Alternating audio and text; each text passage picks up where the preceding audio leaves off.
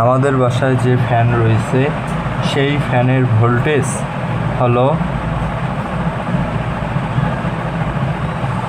224 volt. Current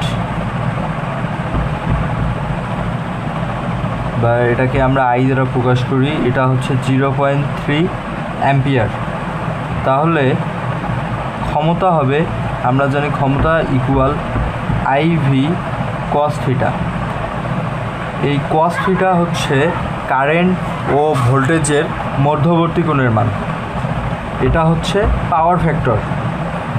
আমরা যে company থেকে ফ্যান সংগ্রহ করি সেই কোম্পানির ফ্যানের খামের মধ্যে এটা লেখা থাকে, এটার মান সাধারণত 1 বা 1-এর কাছাকাছি। কিন্তু বাসা বাড়িতে ফ্যানের যে পাওয়ার ফ্যাক্টর কত সেটা সঠিকভাবে আমরা বলতে পারি না। তবে আলোচনার সুবিধার জন্য আমরা এটা 0.9 ধরি। এখন 0.9 ধরে এটা হিসাব করে পাই, এই আই-এর মান হচ্ছে 0.3, ভি-এর মান হচ্ছে 224 এবং কস থিটা ইকুয়াল 0.9 নেব। এটা হচ্ছে পাওয়ার ফ্যাক্টর। এটা গুণ করে আমরা পাই 224 ইন্টু 0.3 ইন্টু 0.9 ইকুয়াল 60.48 ওয়াট। হ্যাঁ, এখন আমরা জানি পাওয়ারের সাথে যদি আমরা সময় গুণ করি তাহলে আমাদের এনার্জি বা কাজের মানটা বের হয়ে আসবে। এখন এনার্জি আমরা ই দ্বারা প্রকাশ করি। এখন এই যে ওয়াটটা পাইছি এটার সাথে টাইম গুণ করি। আমরা মনে করো একটা ফ্যান 6 ঘন্টা ঘোরাবো, এখন টানা 6 ঘন্টা ঘোরালে এখানে 6 দ্বারা গুণ করতে হবে।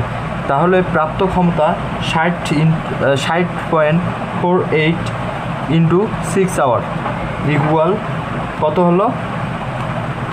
60.48 ইন্টু 6 ইকুয়াল 362.88 ওয়াট আওয়ার।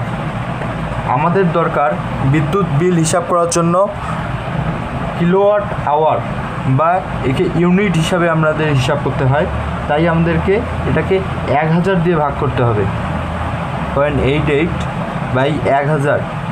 এখন এটা 0.362 কিলোওয়াট আওয়ার বা ইউনিট এটা প্রকাশ করা যায়।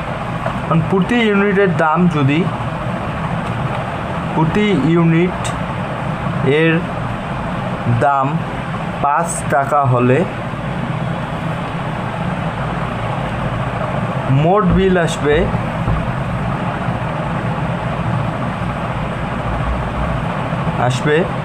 5 ইন্টু 0.362 ইকুয়াল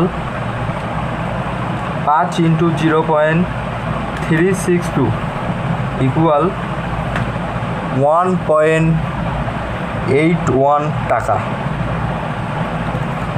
এটা আমাদের সাধারণ অবস্থায় যখন আমরা একটা ফ্যানকে ঘুরাই বা ফ্যানের যখন ভোল্টেজ বেশি থাকে, এখন আমরা রেগুলেটর দিয়ে ফ্যানের ভোল্টেজ কমাবো। রেগুলেটর দিয়ে ফ্যানের ভোল্টেজ কমালে আমাদের বিদ্যুৎ প্রবাহটাও নিশ্চয়ই কম আসবে, ভোল্টেজটাও কম আসবে। এখন রেগুলেটর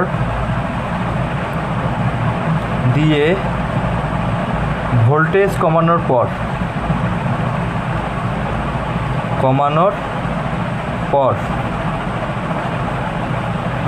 ভোল্টেজ মনে করো হলো 114 ভোল্ট। এখন আই হবে কি? আই একটু কম হবে। আগে ছিল হচ্ছে আই 0.3 অ্যাম্পিয়ার, এখন একটু কম নিব, 0.154 অ্যাম্পিয়ার নেই। এগুলো কিন্তু আমি প্র্যাকটিক্যালে বের করেছি। তারপর ক্ষমতা হবে P equal IV cos theta. এই কস থিটা হচ্ছে পাওয়ার ফ্যাক্টর, যেটা আমি আগে বলছি। এটার মানটা স্ট্যান্ডার্ড মান হচ্ছে 0.9 সুবিধার্থে। এখন মানগুলো বসাই, 14 ইন্টু 0.9 মান বসাইলাম। এটা কিন্তু ওয়াটে আসবে, পাওয়ারের একক ওয়াট, 17.56 ওয়াট। অতঃপর আমরা এনার্জি বের করব। এনার্জি আমরা আগেই বলেছি পাওয়ারের সাথে যখন সময় গুণ করব তখন এনার্জির মান আসবে, অর্থাৎ 17.56 ইন্টু 6 ঘন্টা আমরা এই ফ্যানও চালাবো। এখন মান আসে 17.56 ইন্টু 6 ইকুয়াল 105.36। এটা আমরা ওয়াট আওয়ার আছে, এখন এটাকে আমরা কিলোওয়াট আওয়ারে করব। তাহলে 105.36কে 1000 দিয়ে ভাগ করব।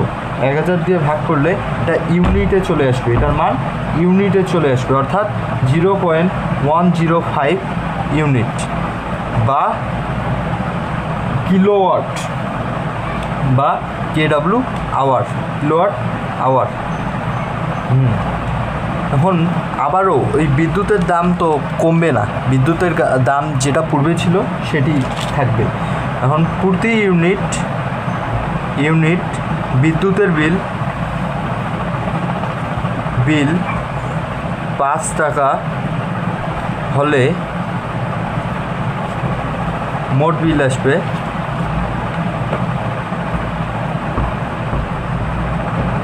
5 ইন্টু 0.105 ইকুয়াল 0.526 টাকা। প্রথমে আমাদের বিল এসেছিল সর্বোচ্চ যে ভোল্টেজে ছিল 1.81 টাকা, এবং পরবর্তীতে ভোল্টেজ কমানোর পর এসেছে 0.526 টাকা। যেহেতু 1.81 টাকা বড় 0.526 টাকা হতে বড়, তাই ক্যাপাসিটর বা রেগুলেটর দিয়ে ভোল্টেজ কমানোর পর বিদ্যুৎ বিল কম আসবে। কিন্তু আমাদের সাধারণত বইয়ে রয়েছে রেগুলেটর দিয়ে ভোল্টেজ কমানো হোক বা বাড়া হোক বিদ্যুৎ বিল একই আসবে। এটা যে কেন দিয়েছে এটা আজও আমি জানি না, এটা এই ম্যাথের মাধ্যমে এটি আসে, এটা প্রমাণ করা যায়, কিন্তু আমি আদৌ এটা বুঝতে পারি না তারা কেন বইটাই সংশোধন করে না। এটা আমি প্র্যাকটিক্যালে দেখিয়েছি। তোমাদের যারা ভালো লেগেছে তারা ভিডিওতে সাবস্ক্রাইব করিও এবং সাবস্ক্রাইব করে পাশে থাকিও। ধন্যবাদ। আসসালামু আলাইকুম।